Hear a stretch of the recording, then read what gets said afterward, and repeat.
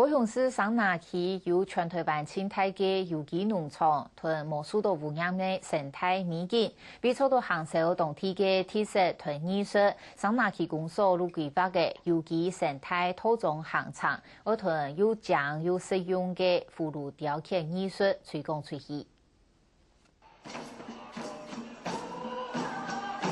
年出名嘅歌唱腔山肚里嘅飞檐暗河塘，既然係八百風采樹海嚴重嘅甲線少年村嘅仔面，而啲民間建前台三拿戲嘅少年二村，故所既然變做嘅三拿嘅新出名。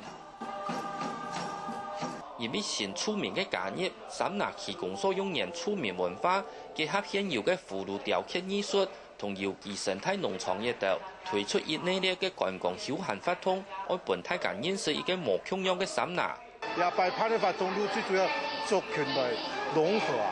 啊，所以我哋擺啲主題都講啊有機生態葫蘆美。按開發的圖片呢，一啲系列的寫量出來，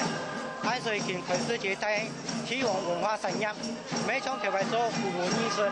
三拿一百嘅活動內容有音樂、農夫實作體驗、生態關懷旅遊多種行程。全國葫蘆雕刻展、三拿農特產品展示以及年出名歌舞同歡節目一道，對今個開始到年代，幾乎每週日都有主題，每禮拜都有活動，充分展現三拿嘅地方文化同產業特色。客家新聞陳文玲高雄報道。